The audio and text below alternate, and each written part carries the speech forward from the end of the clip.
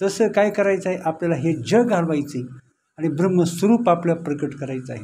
सगळं विश्व काय करायचं आहे, आपल्याला ब्रह्ममय करून टाकायचं आहे, नाही का. आणि त्याकरता आपल्याला काय आहे, आपला जो भांडवल पाहिजे. आता उदाहरण जर सांगायचं झालं तर आपल्याला फ्लॅट घ्यायचा, तर आता कमीत कमी फ्लॅट घ्यायचा झाला तर आपल्याला 50-60 लाख रुपये आपल्याजवळ लागतात. 60-70 लाख रुपये लागतात फ्लॅट घ्यायचा. म्हणजे ते काय तसं ब्रह्मज्ञान नव्हे लेकुराच्या गोष्टी.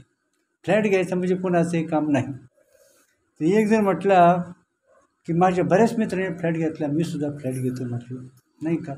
आणि गेला एका बिल्डरकडे गेला, बिल्डरला म्हणला, त्यांनी बरेचसे फ्लॅट पाहिले, मला हा फ्लॅट पसंत आहे. आता एवढं मोठं गिऱ्हाईक आल्यानंतर त्या बिल्डरने त्याला काय केलं, चांगल्या मोठ्या हॉटेलमध्ये नेलं, चांगलं त्याला जेवण वगैरे दिलं आणि म्हटलं ठीक आहे, काय हरकत नाही. मला आता एवढं मोठं गिऱ्हाईक आलं, नाही का. त्याला कसं विचारायचं, तुम्ही पैसे आणलेत का, नाही का. म्हणलं ठीक आहे, काय हरकत नाही. म्हणला तुम्ही कधी आता, म्हटलं मी असं करतो, उद्याला येतो.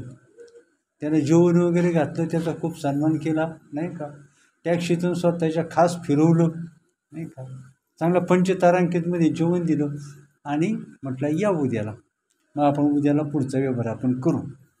आणि मग उद्याला तो दुसऱ्या दिवशी तो आला, त्या बिल्डरला भेटला. बरं म्हटला, तुम्ही बुकिंग किती रुपयाचं करता. म्हटलं पण मी बुकिंगला तर 350 रुपये आणलेले आहेत. काय 350 रुपये आणलेले आहेत आणि 1 वर्षाने तो मला आणखी 800 रुपये मी देईल, नाही का. तर आता तो बिल्डर म्हटला, याला 5,000 रुपये खर्च केले, 5,000 रुपये खर्च केले, पण अशी गिऱ्हाईकं कामाची नाही, नाही का. तसं आत्मज्ञान आपल्याला मिळवायचं असेल तर आपल्याला जो पाहिजे, तर आपल्याला जो पाहिजे. म्हणून आता ओवी सांगितली, ज्ञान तर पाहिजेच पाहिजे, नाही का. पृथ्वी निधाने भरली आहे तरी पायाळा विन प्राप्ती नव्हे, तैसा आत्मा स्वयं सिद्ध आहे, परंतु गुरुकृपाला हे तत्सिद्धी. एवढ्या सगळ्या गोष्टी. तर वेद जाणू गेला पुढे मौनावला, ते गुह्य तुझला प्राप्त कैश. हे गुह्य आहे, नाही का. वेद जाणू गेला पुढे मौनावला, ते गुह्य तुझला प्राप्त कैश. हे गुह्य गोष्ट आहे. गुह्याचे गुह्य सांगतील संत आणि धरोणी अनंत बोध देते. हे संत काय करतात, आपलं मनगड धरतात आणि मनगड धरून तो बोध आपल्या ठिकाणी ओततात, आपल्या बोधानं परिपूर्ण करतात आणि मगच आपल्या ब्रह्म करून सोडतात. तसं ते सोडितच नाही, नाही का. मग काय सांगितलं, तर तसं मोक्ष देईल परंतु ज्ञान, परंतु ते काय आहे, तैसे मोक्ष देईल ज्ञान, ते तर किरणयान पण थारे आयुष्यमान. पण ते ज्ञान अंतकरणात टिकलं पाहिजे. आता सांगितलं पूर्व सुकृताचा, पूर्ण अभ्यासाचा आणि दास सद्गुरूचा तो जाणे. हे गुह्य कोणाला करतं, 3 गोष्टी सांगितल्या, पूर्व सुकृताचा, पूर्ण अभ्यासाचा आणि दास सद्गुरूचा, तोच हे जाणतो, नाही का. अभ्यास पाहिजे. एवढी गोष्ट प्राप्त करून घ्यायची, एवढा मोठा 70 लाखाचा फ्लॅट घ्यायचा, 350 रुपयात नाही बुकिंग होणार. बुकिंगला किती पाहिजेत, एवढा मोठा फ्लॅट घ्यायचा, नुसतं बुकिंगला किती पाहिजेत, 350 रुपयात तुला बुकिंग होत असतं, नाही का. मग तशा प्रकारचे ब्रह्मत्व प्राप्त करून घ्यायचं आहे. तर ब्रह्मत्व प्राप्त करायचं म्हटल्यानंतर आपल्याजवळ काय पाहिजे, आपल्याला जो काय पाहिजे तर आपल्याजवळ ज्ञानही पाहिजे, आपल्याला जो काय पाहिजे तर आपल्याजवळ श्रद्धाही पाहिजे, आणि आपल्याला जो काय पाहिजे तर अंतःकरण शुद्ध पाहिजे. आणि आणखी कोणती गोष्ट पाहिजे, तर समर्थ श्री गुरूंची कृपा आपल्या पाठीशी असली पाहिजे. आणि एवढ्या गोष्टी जर असल्या तर त्याला ब्रह्मज्ञान प्राप्त झाल्याशिवाय किंवा तो ब्रह्मस्वरूप झाल्याशिवाय कदापि राहणार नाही, नाही का. आणि लोखंड आणि परिसाची गाठ पडली, लोखंड आणि परिसाची गाठ पडली आणि ते काय व्हायला पाहिजे, सोनं व्हायलाच पाहिजे. परंतु लोखंड आणि परिसाची गाठ पडूनसुद्धा जर सोनं होत नसेल तर फॉल्ट एक तर त्या परिसात असला पाहिजे, नाही तर लोखंडात असला पाहिजे, नाही का.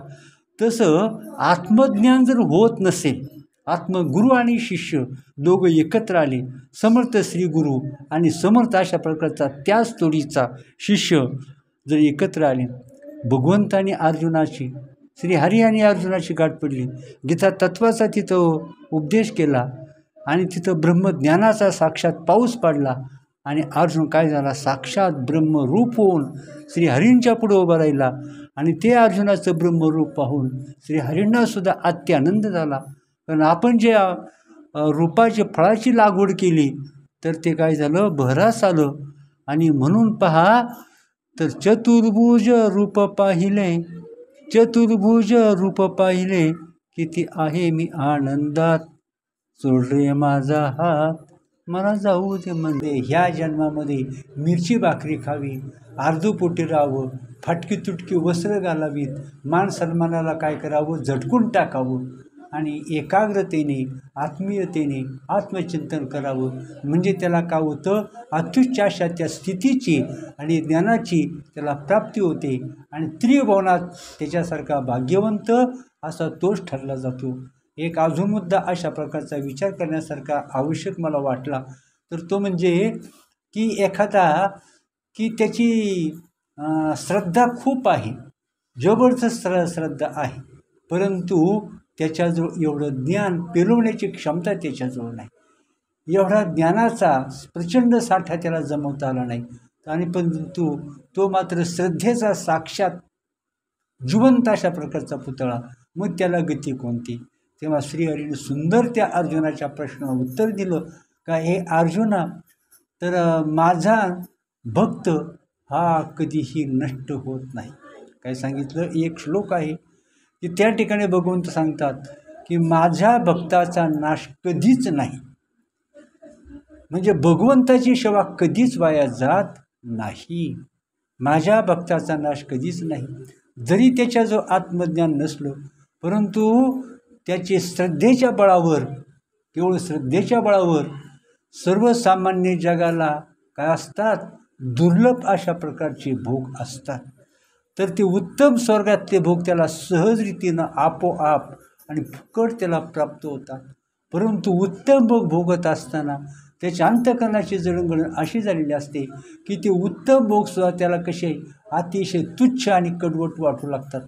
मग तो काय करतो, क्षणाला त्याला पश्चाताप होतो आणि तो म्हणतो, हे परमेश्वरा, ह्या उत्तम भोगाचा त्याला कंटाळा येतो आणि तो म्हणतो, यातून मी कधी बाहेर पडेल, यातून मी ह्या उत्तम भोगाचा सुद्धा त्याला कंटाळा येतो. आणि मग आपल्याला कीव वाटते इथल्या दुर्दैवी प्राण्यांची, माणसांची.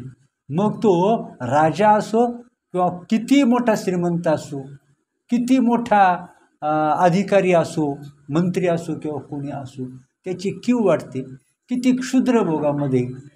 पण आता स्वर्गातले देव, ज्यानं स्वर्गातल्या अप्सरांना ज्यानं लाथाडलेलं आहे, स्वर्गातल्या अप्सरांना लाथाडलं, स्वर्गातल्या दिव्य भोगांना लाथाडलं, तो पृथ्वीवरच्या कोणत्या गाढवीच्या मागं लागेल, पृथ्वीवरच्या कोणत्या निकृष्ट भोगाच्या मागं लागेल. स्वर्गातल्या काय सांगितलं की ज्या सुंदर अप्सरेला ज्यानं झिडकारलं तो पृथ्वीवरच्या गाढवीच्या मागं लागेल का. म्हणून माणसाला काय कळायला पाहिजे, तर जगात सर्वोत्तम काय आहे, तर काय सांगितलं, ऐसा तू समर्थ ब्रह्मांडाचा धनी, वर्म जामनी शरण आलो, हरीशे कोई नाही बडा, देवाने क्यों गफलत में पडा. नाही का.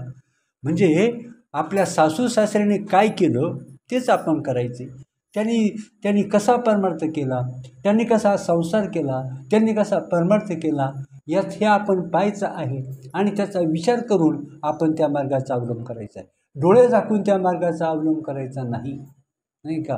आपले आईवडील किंवा सासू सासरे ज्ञानेश्वरी वाचित होते, साधू संतांचा सत्संग करीत होते आणि ते करता करता ते सुखी झाले, आत्मज्ञानी झाले. आणि म्हणून आपण नुसते ज्ञानेश्वरी वाचत राहिलो, परंतु ते नुसते ज्ञानेश्वरी वाचताना दिसत होते, पण त्यांच्या आतमध्ये काय चाललं आपल्याला माहिती आहे का. त्या आतमध्ये काय करत होते, आपले दोष शोधित होते, आपल्या चुका शोधत होते, आपले दोष शोधत होते, आपले विकार शोधत होते आणि हे आपल्या ज्ञानाला घातक आहेत असं म्हणून काय करत होते. आपण पीक करतो, पीक तयार करतो, त्या पिकातलं तण काढतो का नाही, पिकातलं तण काढतो. डॉक्टरकडे गेलो, डॉक्टर औषध देतात, कशा करता, आपल्या शरीरातले रोगजंतू मारण्याकरता औषध देतात. त्या औषधाने काय होतं, रोगजंतू मारले जातात. तसे असा विचार करायचा आहे का त्या विचाराने काय करावं, आपले दोष जावेत, आपले विकार जावेत, आपली दुर्बुद्धी दुर्गुण जावेत, हे आपल्याला करायचं आहे. म्हणजे तात्पर्य आसुरी संपत्ती घालवायची आहे, दैवी संपत्ती निर्माण करायची आहे. नुसतं त्यांच्याकडे आंधळेपणानं पाहून चालणार नाही. याच्याकरता संतांचा उपदेश महत्त्वाचा आहे. पण त्यांचा आपण आपलं घोडं पुढं दामडतो. ते जे सांगतात तेवढं पडतंच पुढे आपल्याला. ते सांगतात पटत नाही, मग करा तुमच्या मनाने. मग ते कशाला उपदेश करतील, नाही का? आणि म्हणून कसं आहे, आपण विचार करायचा. उदाहरण सांगतो बाई, एक कुटुंब होतं. त्या कुटुंबामध्ये काय होतं, त्या मुलाचं लग्न, ते नवरा बायको, चांगलं कुटुंब होतं. एकुलता एक मुलगा होता आणि त्या मुलाचं लग्न होतं. तर सगळी त्या धावपळ चाललेली होती. खूप लोक जमलेले होते, पाहुणे मंडळी होती. अगदी जिकडं तिकडं आत घरामध्ये पाहुण्यांची ये जा होती. कोण काय करीत होतं, कोण काय करीत होतं, कोण काय करीत होतं. बाहेरची धावपळ चालू होती. आणि नवऱ्याचा आता प्रयाण व्हायची वेळ आली. प्रयाण माहिती आहे का?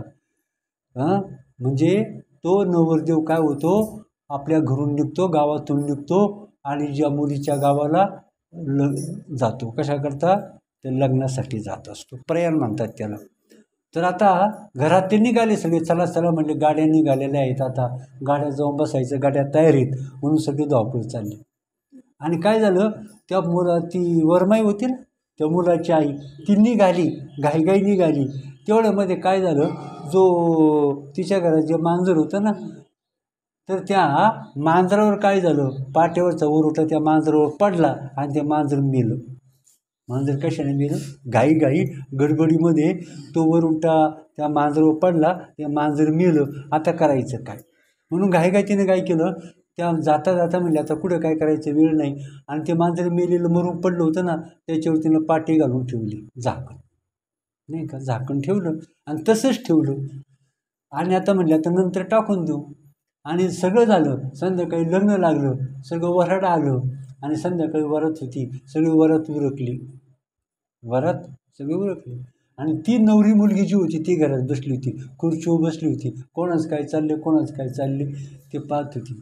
आणि सासूनं काय केलं, सगळं जिकडं तिकडं झालं आणि मग तिनं ती पाटी काढली, ते मांजर उचललं आणि तिनं बाहेर नेऊन टाकलं.